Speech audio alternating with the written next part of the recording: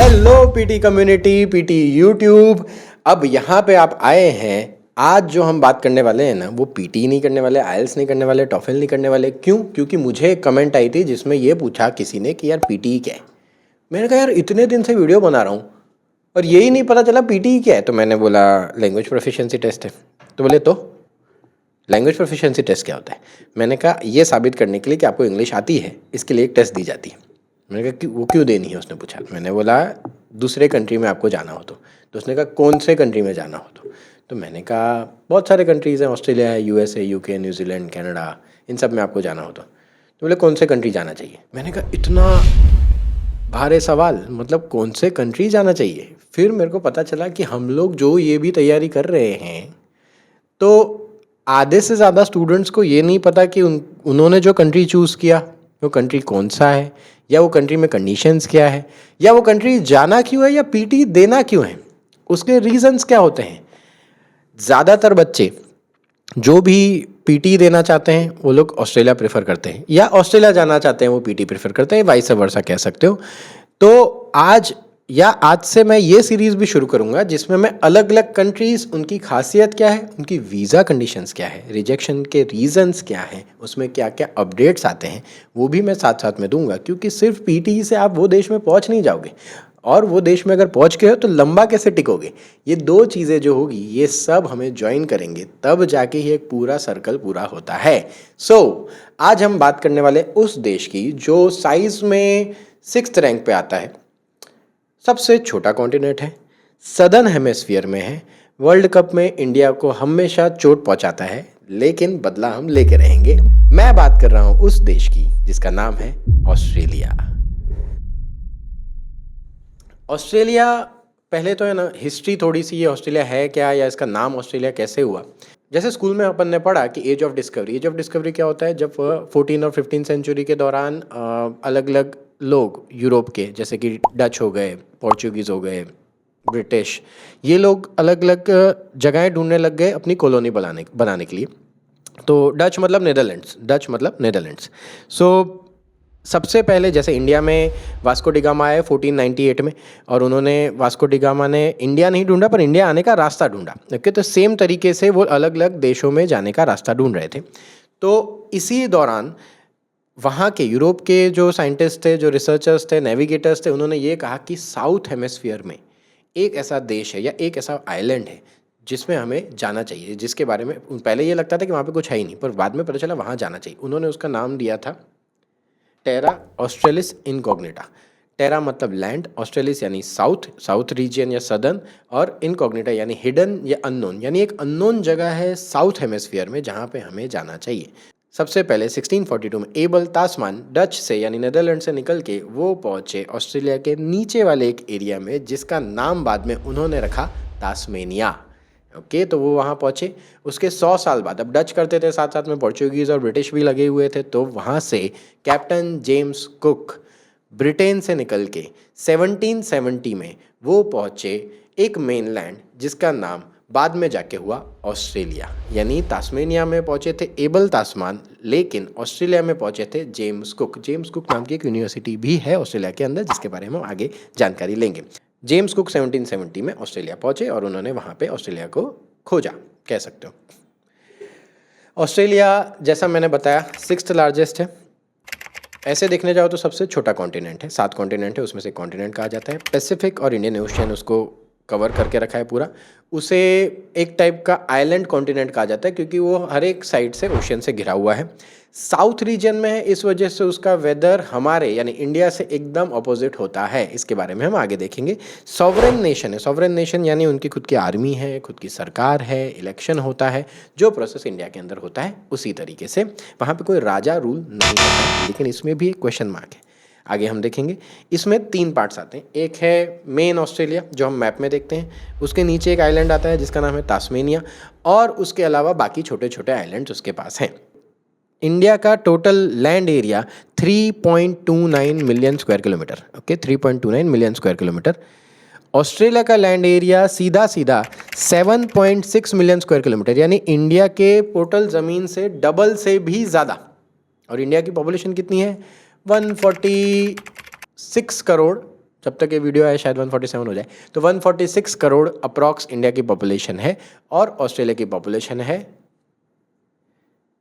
3 crore. Okay, Australia की total population is 3 crore, to be precise 2.8 crore ही है, लेकिन राउंड फिगर में मैं 3 करोड़ बोल रहा हूँ। तो लैंड एरिया इंडिया से डबल, पॉपुलेशन 3 करोड़, अच्छी बात है। अब ऑस्ट्रेलिया को 3 पार्ट में डिवाइड किया हुआ है। ऑस्ट्रेलिया का जो अपन मैप देखते हैं तो वेस्ट साइड का जो रीजन है उसे कहा जाता है वेस्टर्न प्लेटू, सेंटर जो रीजन है वो सेंट्रल लोलैंड, और राइट साइड का जो है वो ईस्टर्न हाईलैंड कहा जाता है। ओके, ईस्टर्न हाईलैंड इसलिए कहा जाता है क्योंकि पूरी mountain range, great barrier reef, ये सब कुछ ईस्ट साइड पाया जाता है। ज़्यादातर सेंट्रल लोलैंड क्योंकि वहाँ पे ज़्यादा पहाड़ या ऐसा कुछ भी नहीं है, और वेस्टर्न साइड का जो पूरा एरिया है वो पूरा एरिया रेगिस्तान से घिरा हुआ है। ओके, उसके बारे में भी हम अभी थोड़ी देर में देखेंगे। टेम्परेचर की बात करूँ तो 24-25 डिग्री उनका कॉमन टेम्परेचर रहता है। समर के दौरान 35-38 तक जाता है, लेकिन कंपेयर टू इंडिया वो 35 टेम्परेचर हमारे यहाँ लगता है कि ज़्यादा नहीं है, पर वहाँ पे 35 टेम्परेचर एक स्किन बर्न आपको दे सकता है। ड्राइस्ट कॉन्टिनेंट मैं कहूँगा, ड्राइस्ट कॉन्टिनेंट क्यों? क्योंकि वहाँ पे है ना रेनफॉल स्कैरसिटी है, बारिश कम होती है। उसका रीज़न भी हम आगे जानेंगे कि इसमें बारिश क्यों कम होती है। ऑस्ट्रेलिया में जैसा मैंने कहा कि हमसे एग्जैक्ट ऑपोजिट उनका कैलेंडर कह लो या वेदर कह लो या टेम्परेचर कह लो। हमारे यहाँ इंडिया में क्या होता है, दिसंबर में ठंडी होती है, वहाँ पे दिसंबर टू जनवरी समर वेकेशन होता है, जिसमें क्योंकि हमारा वेदर के एकदम ऑपोजिट होता है तो उनका समर वेकेशन होता है, यानी क्रिसमस में उनका समर वेकेशन कहा जाता है, हम यहाँ पे विंटर वेकेशन कहते हैं उसको। और ज़्यादातर लोग जो हैं जैसा मैंने बताया ईस्टर्न एरिया या साउथ ईस्ट ऑस्ट्रेलिया में रहते हैं। ईस्टर्न एरिया या साउथ ईस्ट ऑस्ट्रेलिया में ज़्यादातर पॉपुलेशन है। वेस्टर्न एरिया और सेंट्रल रीजन में कम ही लोग रहते हैं। कितने? जैसा मैंने कहा कि टोटल पॉपुलेशन 3 करोड़, 3 करोड़ का 10% लोग, ओके, 10% लोग वहाँ पे रहते हैं। ओके, अब वेस्टर्न प्लेट्यू की मैं बात करूं जो ऑस्ट्रेलिया का 60% एरिया कवर करता है, ऑलमोस्ट। ओके, ऑलमोस्ट 60-65% एरिया सिर्फ वेस्टर्न प्लेट्यू कवर करता है, जहां पे पॉपुलेशन सबसे कम है। इंडिया से थोड़ी ज़्यादा साइज़ का है खाली वेस्टर्न प्लेट्यू, लेकिन पॉपुलेशन वहां पे 30 लाख भी नहीं है, क्योंकि वो पूरा एरिया कवर हो चुका है रेगिस्तान से। रेगिस्तान से कवर होने का मेन कारण ये था कि राइट साइड जो कॉर्नर पे उनके ईस्टर्न हाईलैंड्स हैं, वहाँ पे बड़े बड़े पहाड़ हैं, जिस वजह से विंड वेव्स यहाँ तक नहीं आती है, बारिश नहीं आ पाती है। इस वजह से ये रेनफॉल स्कैरसिटी वाला एरिया है। ओके, रेनफॉल स्कैरसिटी है, इस वजह से वहाँ पे डेजर्ट एरिया बहुत ज़्यादा है। और डेजर्ट जो फेमस है वहाँ पे great Victoria desert, great sandy desert, Gibson desert, Tanami desert, जिनका total area 2.7 million square kilometre है। इतना तो उनके पास रेगिस्तान ही है। इंडिया का एरिया कितना था? 3.29 मिलियन स्क्वायर किलोमीटर पूरा इंडिया, उसमें से 2.7 मिलियन स्क्वायर किलोमीटर ऑस्ट्रेलिया के पास रेगिस्तान ही है, जहाँ पे लोग नहीं रह सकते हैं। लेकिन उसका फ़ायदा क्या होता है पता है ऑस्ट्रेलिया में? हमें अभी तक ऐसा लगता होगा कि ऑस्ट्रेलिया में खेती ज़्यादा होती होगी, एग्रीकल्चर लैंड है। नहीं, Australia is famous for iron ore and gold silver. Okay, तो ये रेगिस्तान का एरिया है, वहाँ पे माइनिंग हो सकती है। आयरन ओर का बहुत बड़ा कलेक्शन ऑस्ट्रेलिया के पास है। ईस्टर्न हाईलैंड्स की बात करूँ, जो मैंने राइट साइड वाला एरिया बताया, वहाँ पे उसे कहा जाता है ग्रेट डिवाइडिंग रेंज कह सकते हो, जिसमें है ना 3700 किलोमीटर पूरी लंबी पहाड़ों की एक रेंज है। और जो हाईएस्ट पीक माउंटेन है उसे कहा जाता है माउंट कजिस्को, जिसकी हाइट ऑलमोस्ट 2228 मीटर है, यानी 2 किलोमीटर से भी थोड़ा सा ऊंचा वो माउंटेन है। सेंट्रल लोलैंड, जहाँ पे बीच वाला जो मैंने एरिया बोला, उस एरिया के अंदर एक लेक आयर करके जगह है, जो सबसे लोवेस्ट एरिया कहा जाता है। क्योंकि मैंने सेंट्रल लोलैंड इसलिए नाम उसको बोला क्योंकि वो राइट साइड जो है एकदम हाई, बीच का लो लैंड है, उसकी वहाँ पे पहाड़ नहीं है, ऐसे कोई चोटियाँ नहीं है। वो सी लेवल से भी 12 मीटर नीचे है, सी लेवल से भी 12 मीटर नीचे है। वहाँ से 2 नदी निकलती है। ऑस्ट्रेलिया में 2 नदी है, मुर्रे और डार्लिंग। ओके, मुर्रे और darling river.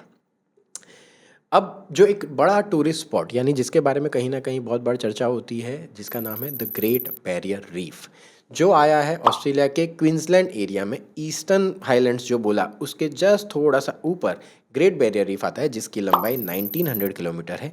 Great barrier reef के अंदर लार्जेस्ट कलेक्शन ऑफ कोरल्स है। कोरल्स क्या होते हैं? जो डिपॉजिट्स कह सकते हो, या पानी के अंदर जो पेड़ पौधे होते हैं, या उनके जो, जैसे हमारे यहाँ पे खदान नहीं निकलती तो उनका जो स्टोरेज, एक कोरल क्या होता है कि जहाँ पे फिशेस रहती है, उनका घर कह सकते हो। तो ये एरियाज़ को कोरल रीफ्स, सबसे ज़्यादा रिजर्वायर कोरल रीफ्स का ऑस्ट्रेलिया के ग्रेट बैरियर रीफ में है, जहाँ पे आपको 400 प्लस अलग अलग टाइप के कोरल स्पीशीज़ मिलते हैं। उसके अलावा आपको 1500 से ज़्यादा अलग अलग मछलियाँ भी देखने मिलती है। इस वजह से वो one of the best visiting site कहा जाता है इन ऑस्ट्रेलिया। यूनेस्को ने भी उसको रिकॉग्नाइज किया है वर्ल्ड हेरिटेज साइट में। Australia is famous for volcanoes. Australia के अंदर ही 150 के आसपास वॉल्केनोज हैं, लेकिन वो वॉल्केनोज हार्मलेस हैं। एक्टिव वॉल्केनो इन ऑस्ट्रेलिया से 4000 किलोमीटर दूर जो ऑस्ट्रेलिया की ही टेरिटरी या आइलैंड में गिना जाता है, जिसका नाम है हर्ड आइलैंड, वहाँ पे एक बिग बैन वॉल्केनो है जो एक एक्टिव वॉल्केनो है जो कभी भी फट सकता है। क्लाइमेट जो है अपन कहते हैं कि अपने जैसा ही है, लेकिन हम कहेंगे कि Australia is a rain thirsty continent. Rain thirsty इसलिए क्योंकि वहाँ पे बारिश कम होती है। पूरे लैंड एरिया में से सिर्फ 4% एरिया है जहाँ पे खेती हो सकती है due to scarcity of rainfall. लेकिन उन्होंने अपने वाटर रिसोर्सेज को बहुत अच्छे से यूटिलाइज़ किया है। इस वजह से वहाँ पे खाने की, क्रॉप की और इन सब की कमी कभी नहीं आती है। हैवी रेनफॉल ज़्यादातर कहाँ होता है? East region, south west region और north east region. Western region जो होता है और सेंट्रल रीजन जो होता है, इन दोनों जगहों पे बारिश नहीं होती है। रीज़न है ईस्टर्न मेनलैंड्स। ओके, ईस्टर्न मेनलैंड्स या ईस्टर्न हाईलैंड्स जो मैंने कहा, वहाँ से रेनफॉल आगे नहीं आ पाती है। नेचुरल रिसोर्सेज जो उनके पास हैं, ये बहुत ही इंटरेस्टिंग चीज़ है कि उनके पास आयरन ओर की सबसे ज़्यादा भरमार है। आयरन ओर के अंदर, या मैं कह लूँ उनके पास लीड या लिथियम की सबसे ज़्यादा भरमार है, जिस वजह से वो हाईएस्ट प्रोडक्शन कर सकता है, करता नहीं है पर हाईएस्ट प्रोडक्शन कर सकता है लिथियम बैटरीज़ का। ओके, साथ साथ में उनके पास एक गोल्ड रिजर्व जो अभी तक ज़मीन से नहीं निकाला गया। ऐसा माना जाता है कि उनके पास 12,000 टन तक का गोल्ड रिजर्व अपने ज़मीन के अंदर पड़ा हुआ है। इंडिया के अंदर ये डिक्लेयर नहीं है कि कितना गोल्ड रिजर्व है। इंडिया में अप्रॉक्स 890 टन आरबीआई ने डिक्लेयर किया है कि हमारे पास इतना गोल्ड रिजर्व है, बट वो गवर्नमेंट ग्लोबल इकोनॉमी के अंडर आता है। यहाँ पे मैं बात कर रहा हूँ ऐसे गोल्ड रिजर्व की जो अभी तक मिले भी नहीं हैं। इंडिया के अंदर अप्रॉक्स माइन 2000 के आसपास है। ऑस्ट्रेलिया के अंदर इतना गोल्ड रिजर्व होने के बाद भी अभी माइंस टोटल 350 के आसपास एक्टिव माइनिंग इंडस्ट्री में चल रहा है। इस वजह से माइनिंग इंडस्ट्री का स्कोप ऑस्ट्रेलिया में बहुत ज़्यादा है, क्योंकि ये फ्यूचर है आगे ऑस्ट्रेलिया का। और ये टोटल गोल्ड का 20% रिजर्व कहलाता है। ओके, इतना जो गोल्ड इनके पास है, ये टोटल वर्ल्ड में जितना गोल्ड है उसका 20% रिजर्व ऑस्ट्रेलिया के पास शायद हो सकता है, क्योंकि ये एग्जैक्ट आंकड़ा नहीं है, बट येस इतना रिजर्व होने की अनुमान है। ये आंकड़ा फाइनल है कि उनके पास आयरन ओर का रिजर्व 29% है और लेड का रिजर्व या लिथियम का रिजर्व उनके पास 36.4% है, जो सबसे हाईएस्ट है पूरे वर्ल्ड के अंदर। ऑस्ट्रेलिया में ज़्यादातर खाने पीने की अगर मैं बात करूं तो गेहूं उगाई जाती है, वीट, ओट्स, पार्ले जिसे हम जो बोलते हैं, मेज़ यानी मकई, इतनी चीज़ें ज़्यादातर कॉमन ऑस्ट्रेलिया में फूड प्रोडक्ट्स, या हम कह लें कि इतने क्रॉप्स उगते हैं। शुगर केन और कॉटन भी बहुत कॉमन प्रोडक्ट है जो वहाँ क्रॉप है जो वहाँ पे उगता है। वेजिटेशन जो है वहाँ पे ज़्यादातर ईस्टर्न ऑस्ट्रेलिया, यानी वो जो मैंने हाईलैंड बोला उसके थोड़ा पास में, वहाँ पे ज़्यादातर आपको फॉरेस्ट मिलेंगे। वहाँ पे यूकलिप्टस ट्री और वाटल ट्री, यूकलिप्टस यानी गम ट्री कह सकते हो, और दूसरा एक वाटल ट्री, ये दो ज़्यादातर पाए जाते हैं। जानवरों की मैं बात करूँ तो मार्सुपिलस यानी ऐसे जानवर जिनके पास पॉकेट हो, तो कंगारू हो गया, कोआला हो गया, वॉलबी हो गए, ये जो होते हैं ये जानवर सिर्फ और ज़्यादातर के वहीं पाए जाएंगे। ओके, और बाकी स्पीशीज़ जो कॉमन है वो है ईमू, प्लेटिपस। ओके, ये बर्ड्स जो कॉमन है उन वहाँ पे। अब घूम फिर के अपन आते हैं जेम्स कुक जब यहाँ पे आए 1770 में आए, और 1788 में उन्होंने कहा कि चलो अब अपन यहाँ पे सेटल होंगे। ओके, तो यहाँ पे जब सेटल होने की उन्होंने बात की, यानी अपनी कॉलोनी बनाने की बात की, तो 26 जनवरी 1788 को वो ऑस्ट्रेलिया में सेटल हुए। इस वजह से 26 जनवरी को ये लोग ऑस्ट्रेलिया डे सेलिब्रेट करते हैं। अब एक वर्ड निकला था, सिड मतलब होता है वाइड, नी मतलब होता है आइलैंड, यानी एक बड़ा आइलैंड। तो जब ब्रिटिशर्स यहाँ पे आए तो वो उस एरिया में जाके रहने लग गए, जिनको वो वाइड आइलैंड यानी सिड और नी कंबाइन करके बोलते थे। और वहाँ के सबसे पहले जो हमारे यहाँ कहते थे वाइसरॉय, वहाँ के जो सबसे पहले विस्काउंट बने थे वो थे थॉमस टाउनसेंड, और उन्होंने ये कहा था या उन्होंने ये नाम दिया सिडनी। ओके, तो ये सिडनी सिटी सबसे पहले 1788 में सेटल होने के बाद हुआ। ऑफिशियली सिडनी को 1842 में एक सिटी घोषित किया गया। ऑफिशियल नाम डिक्लेयर नहीं किया था, पर 1852 में सिडनी एक ऑफिशियल सिटी डिक्लेयर हुआ। सिडनी का मतलब होता है एक बड़ा आइलैंड। अब वहाँ पे ना लोकल पॉपुलेशन बहुत कम है, यानी वो वहीं पे पैदा हुए, क्योंकि देखो ब्रिटिशर्स आए, डच आए, वहाँ के लोकल पॉपुलेशन तो 3% ही आज की तारीख में है, बाकी सब बाहर से आए हुए ही लोग हैं। और 1850 और 1860 के दौरान, क्योंकि वो 1788 में सेटल हो गए, उसके बाद 1850 और 1860 के दौरान उन्होंने भर के गोल्ड डिस्कवरीज की, अलग अलग जगहों पे माइनिंग चला जो आज की तारीख में भी मिलता है, जिस वजह से ऑस्ट्रेलिया में इकोनॉमिक ग्रोथ बहुत ज़्यादा आया। अब जैसे एक टाइमलाइन बताऊं तो 1770 में वो आए, 1788 के आसपास सेटल हुए। वो लोग 50 से 60 साल यानी 1850 के आसपास तक है ना, पूरा ब्रिटेन ऑस्ट्रेलिया को कंट्रोल करने लग गया। अब इतना बड़ा देश था कि उन्होंने क्या किया कि भाई उन्होंने अलग अलग पार्ट्स में डिस्ट्रीब्यूट किया। उन्होंने कहा कि भाई साउथ वेल्स और विक्टोरिया ये दो अलग अलग एरिया है, इन एरिया को इंडिपेंडेंट रहने दो। इंडिपेंडेंट इन द सेंस होगा ब्रिटिश राज, लेकिन वहाँ का जो इकोनॉमी होगा, जो लेन देन सामान होगा, वो तुम हैंडल करो, क्योंकि एक ही सरकार इतना बड़ा देश हैंडल नहीं कर पाएगी जैसे इंडिया में होता है स्टेट्स। तो एक टाइप के स्टेट्स बने ये दो। 1901 में 6 कॉलोनीज यानी 6 अलग अलग स्टेट्स ने ये कहा कि हम मिल जाते हैं। तो 1901 में एक नाम हुआ जिसका नाम हुआ कॉमनवेल्थ ऑफ ऑस्ट्रेलिया। ओके, जिसको आज की तारीख में ऑस्ट्रेलिया नहीं, कॉमनवेल्थ ऑफ ऑस्ट्रेलिया उस देश का नाम है। पूरा नाम यही है इसका, हम ऑस्ट्रेलिया शॉर्ट फॉर्म बुलाते हैं, पूरा नाम है कॉमनवेल्थ ऑफ ऑस्ट्रेलिया, जो 1901 में हुआ। और उसके बाद इंडिपेंडेंस तो नहीं कह सकते क्योंकि यहाँ पे कोई आज़ादी की लड़ाई नहीं थी, लेकिन ब्रिटिशर्स ने कहा कि अब ये देश अपने आप ही हैंडल होता रहेगा, हमें यहाँ रहने की ज़रूरत नहीं है। यानी उनको एक आज़ादी, उनकी खुद की गवर्नमेंट, उनको जो सरकार चाहिए हो, वहाँ के लोकल लोग फेडरल गवर्नमेंट करो। तो वो फेडरल कॉन्स्टिट्यूशनल मोनार्की है। फेडरल कॉन्स्टिट्यूशन मोनार्की का मतलब ये है कि वहाँ पर राजा है। राजा आज की तारीख में कौन? किंग चार्ल्स द थर्ड, जो ब्रिटेन का राजा है, जो ऑस्ट्रेलिया का राजा कहलाता है। क्योंकि वहाँ पे तो पीएम का रूल है। वो पीएम कैसे बनता है? वो राजा का कुछ रोल नहीं होता है, पर वो ऑन पेपर रहता है, क्योंकि इन्होंने ये फेडरल रूल के दौरान, आज़ादी के दौरान ये रूल बनाया था। तो वो राजा यहाँ पे कॉमन कहलाता है। लेकिन आज की तारीख में वहाँ पे इलेक्शन होता है, पीएम इलेक्ट किया जाता है। जैसा मैंने बताया, राजा कहलाएंगे वो। और एंथनी एल्बनीज वहाँ के करंट पीएम हैं। 6 स्टेट हैं और 10 टेरिटरीज हैं। 10 में से 2 टेरिटरीज मेजर टेरिटरीज कही जाती है, बाकी छोटी टेरिटरीज। जैसे मैंने कहा कि ऑस्ट्रेलिया का कैपिटल सिटी है कैनबेरा। ऑस्ट्रेलिया का एक स्टेट है जिसका नाम है New South Wales. New South Wales के अंदर एक एरिया है जिसको टेरिटरी, जैसे मैंने कहा, तो ऑस्ट्रेलियन कैपिटल टेरिटरी के अंदर आता है कैनबेरा। मेजर सिटीज़ कौन कौन से? कहीं ना कहीं आपने सुने होंगे, Sydney, Melbourne, Brisbane, Perth, Adelaide, Gold Coast. Economy अच्छी खासी है उनकी। माइनिंग, एग्रीकल्चर, हेल्थ इंडस्ट्री उनकी सबसे टॉप पे चल रही है। मिनरल्स उनके पास भर के हैं, wool, meat, dairy farm. Per capita income के हिसाब से वो वर्ल्ड रैंकिंग में टॉप 10 में आती है, और ह्यूमन डेवलपमेंट इंडेक्स में वर्ल्ड रैंकिंग में टॉप 20 में है वो। अब कैसे, अपने को याद कैसे रहेंगे स्टेट्स? आप ये याद रखो, न्यू साउथ वेल्स है मेन स्टेट जहाँ पे सब लोग जाते हैं, जितने भी लोग घूमने जाते हैं या कहीं पे भी जाते हैं, न्यू साउथ वेल्स, क्योंकि वहाँ पे सिडनी है। सिडनी कैसे पता चलता है? जब भी ऑस्ट्रेलिया का नाम आता है तो एक फ़ोटो आता है ओपेरा हाउस का, तो ओपेरा हाउस सिडनी कहा जाता है। साथ साथ में और भी बहुत सारी जगह है वहाँ पे देखने के लिए। जैसे कि एक हुई थी, बॉलीवुड की तो बहुत सारी पिक्चरें ऑस्ट्रेलिया में शूट हुई है। जैसे दिल चाहता है मूवी जो थी वो वहाँ हुई थी। फिर हॉलीवुड में Thor Ragnarok, love and thunder, mission impossible 2। सिंगिस king जो थी वो ब्रिस्बेन में शूट हुई थी। फिर जो दूसरा स्टेट, सबसे पहला स्टेट याद रह गया कि भाई दिल चाहता है यानी न्यू साउथ वेल्स यानी सिडनी। विक्टोरिया दूसरा स्टेट जिसका कैपिटल है मेलबर्न में शूट हुई थी सैफ अली खान और शायद रानी मुखर्जी थी, सलाम नमस्ते मूवी। फिर क्वींसलैंड का कैपिटल है ब्रिस्बेन में शूट हुई थी सिंगिस किंग।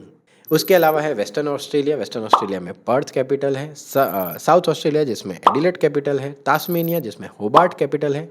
और 2 टेरिटरीज जैसा मैंने कहा, ACT और NT। ACT is Australian capital territory और नदर्न टेरिटरी, ये 2 उसकी मेजर टेरिटरीज है। उसके अलावा छोटी छोटी एक्सटर्नल यानी छोटी टेरिटरीज जिसके अंदर Christmas island, Norfolk island, Australia Antarctic territory, coral seas, Heard island, ये सारे उसके अंदर आते हैं। ऑस्ट्रेलिया के अंदर ये चीज़ जानना आपको बहुत ज़रूरी है, क्योंकि अगर आप ऑस्ट्रेलिया जाते हैं तो ज़्यादातर इंडिया से या अलग अलग देश के लोग ऑस्ट्रेलिया क्यों जाते हैं? मेन रीज़न, हम स्टूडेंट वीज़ा या पढ़ने जाते हैं। ऑस्ट्रेलिया के अंदर टोटल 44 यूनिवर्सिटीज़ हैं। ऐसे देखने जाओ तो 43 यूनिवर्सिटीज़, क्योंकि यूनिवर्सिटी ऑफ एडिलेड और यूनिवर्सिटी ऑफ सनशाइन कोस्ट ये दोनों मर्ज हो गई जनवरी 2026 में, और उन्होंने नाम दे दिया एडिलेड यूनिवर्सिटी। तो 43 अराउंड वहाँ पे यूनिवर्सिटीज़ हैं।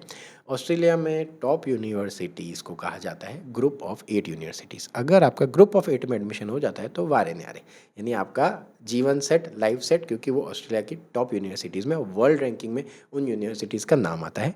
वो यूनिवर्सिटीज़ में सबसे पहले आती है यूनिवर्सिटी ऑफ मेलबर्न। कहाँ पे है ये? विक्टोरिया में। ऑस्ट्रेलिया नेशनल यूनिवर्सिटी जो है ACT में, यानी उसके कैपिटल सिटी कैनबेरा के पास। यूनिवर्सिटी ऑफ सिडनी जो NSW अगेन सिडनी में ही है। यूनिवर्सिटी ऑफ क्वींसलैंड एक एरिया है जिसका नाम है क्वींसलैंड। मोनाश यूनिवर्सिटी विक्टोरिया के अंदर है। University of New South Wales जिसे शॉर्ट फॉर्म में UNSW सिडनी, वो भी न्यू साउथ वेल्स में, सिडनी न्यू साउथ वेल्स में, ये अपनी बात पहले ही हो गई। यूनिवर्सिटी ऑफ वेस्टर्न ऑस्ट्रेलिया जो वेस्टर्न ऑस्ट्रेलिया स्टेट में है, और एडिलेड यूनिवर्सिटी जो साउथ ऑस्ट्रेलिया में है। ऑस्ट्रेलिया की ऑफिशियल वेबसाइट, कोई भी वीज़ा की जानकारी चाहिए हो तो वो है imi.homeaffairs.gov.au। ये ऑस्ट्रेलिया की ऑफिशियल इमिग्रेशन वेबसाइट है। अब हम वहाँ पे जाते हैं ना, तो हमें ये नहीं पता होता है कि हम कौन से वीज़ा पे हैं या वीज़ा की कंडीशंस क्या होती है। हर एक वीज़ा की अपनी कंडीशंस होती है, वो कंडीशन आपने फुलफ़िल नहीं की तो आप फंस सकते हैं या आपका जाना मुश्किल हो सकता है। जिन चीज़ों की वजह से लोग फंस जाते हैं वो ये है, तो आपको क्लियर होना चाहिए कि, और हमें ना इसमें टेक्निकल बात करेंगे, मुझे 5 दिन के लिए जाना है, 10 दिन के लिए जाना है, हम ऐसी बातें नहीं करने वाले हैं।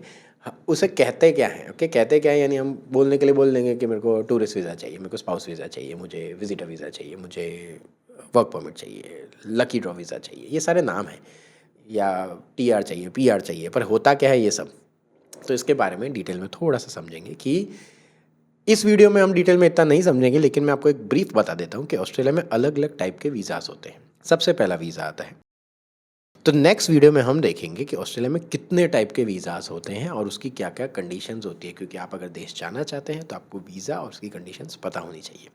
और इसी तरह ऑस्ट्रेलिया के बारे में आगे इन्फॉर्मेशन चाहिए हो तो हमने एक व्हाट्सएप ग्रुप बनाया है जहाँ पे हम सिर्फ कंट्री की इन्फॉर्मेशन पुट ऑन करेंगे, जिससे आपको वो कंट्री की नॉलेज मिलेगी, वहाँ पे क्या अपडेट्स हैं, क्या नई बातें हैं। नीचे मैंने कैप्शन में लिंक दे रखी है, तो वो व्हाट्सएप ग्रुप ज्वाइन करें। मिलते हैं अगले वीडियो में।